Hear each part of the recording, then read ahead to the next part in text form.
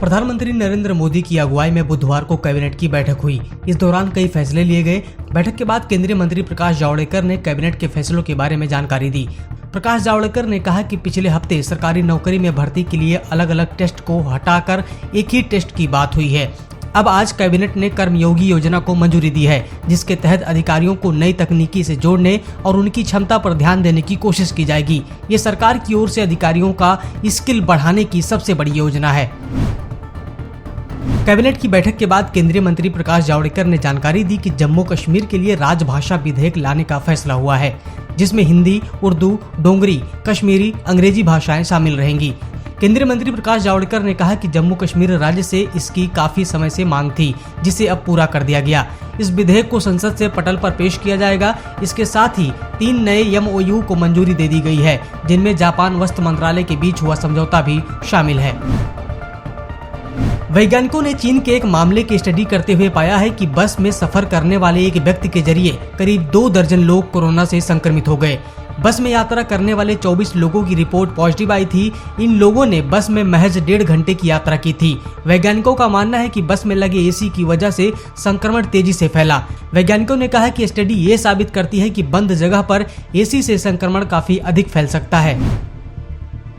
अमेरिकी अंतरिक्ष agency NASA के वैज्ञानिकों के मुताबिक गीजा के पिरामिड से 2 गुना बड़ा एस्टेरॉयड धरती की तरफ तेजी से बढ़ रहा है। आशंका है कि धरती के वायुमंडल से टकरा सकता है।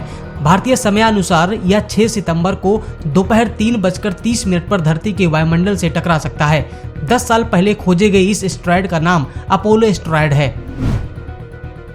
राजस्थान के सीकर जिले में खाप पंचायत के एक आदेश पर चाची भतीजे को शर्मनाक स्थिति से गुजरना पड़ा। दरअसल सीकर जिले के निचवा ग्राम पंचायत के 16 गांव के सांसी समाज से जुड़े और रिश्ते में चाची भतीजा लगने वाले युवक युवती का एक वीडियो वायरल हुआ था। वीडियो सामने आने पर खाप पंचायत के लोग इकट्ठा हुए और शुद्धिकरण के नाम पर युवक और युवती को बिना कपड़ों के सभी के सामने नहलाने का फरमान सुनाया। सजा सुनाने वाली खाप पंचायत के पंचों ने दोनों परिवारों पर जुर्माना भी लगाया। शर्मनाक बात यह है कि पुलिस को घटना के बारे में 11 दिन बाद पता चला, जब सवाई सिंह मलावत नाम के व्यक्ति ने सीकर के ASP को इसकी लिखित शिकायत की। इसके बाद पुलिस ने 10 लोगों के खिलाफ मामला दर्ज कर लिया।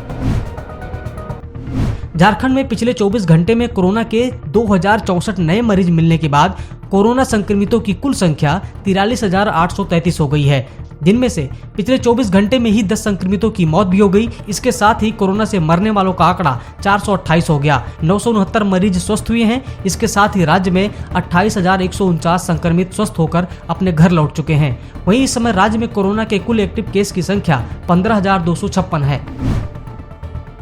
जमशेदपुर के सोनारी थाना अंतर्गत कपाली बस्ती की रहने वाली 5 साल की एक मासूम बच्ची का शव पुलिस ने नदी के किनारे जंगल से बरामद किया। बच्ची की हत्या की सूचना के बाद मुख्यमंत्री हेमंत सोरेन ने मामले को अत्यंत दुखद बताया, साथ ही इसकी जांच की आदेश भी दे दिए हैं। चारा घोटाले में जेल की सजा भुगत रहे लालू प्रसाद यादव को मिल रही सुविधाओं के खिलाफ बीजेपी भड़क गई है। बिहार के उप मुख्यमंत्री सुशील मोदी ने कहा कि 1000 करोड़ के चारा घोटाले की सजा भुगत रहे लालू प्रसाद यादव को झारखंड की सरकार जेल से रिम्स और रिम्स से एक आलीशान बंगले में पहुंचा दिया है। लालू प्रसाद यादव को मिल रही सुविधाओं के बारे में CBI को संज्ञान लेना चाहिए। उन्होंने आरोप लगाया कि लालू प्रसाद यादव बंगले पर जनता दरबार लगा रहे हैं, रोज लोगों से मिल रहे हैं और बिहार में चुनाव लड़ने के इच्छुक नेता अपना बायोडाटा भी सौंप रहे हैं। लालू को मिल रही सुविधाओं पर झारखंड बीजेपी ने भी हमला बोला है। बीजेपी की तरफ से ट्विटर पर लिखा गया कि जब सैया भय कोतवाल तो डर काहे का।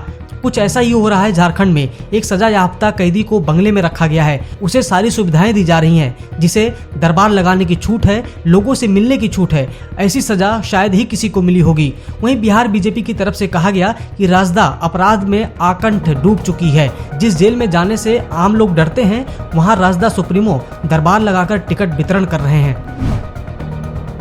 उत्तर प्रदेश के 16 जिलों के 644 गांव बाढ़ से प्रभावित हैं। उत्तर प्रदेश के कुछ जिलों में गंगा और यमुना नदियों के जलस्तर में वृद्धि जारी है। गंगा के पानी से प्रयागराज के कई घाट डूब चुके हैं। वहीं अवध क्षेत्र में घाघरा, सरयू, शारदा और राप्ती नदियां उफान पर हैं। वहीं बात अगर झारखंड की करें तो झारखंड की राजधानी रांची सहित कई जिलों में सुबह से ही आकाश में बादल छाए रहेंगे और कुछ इलाकों में बारिश हो सकती है।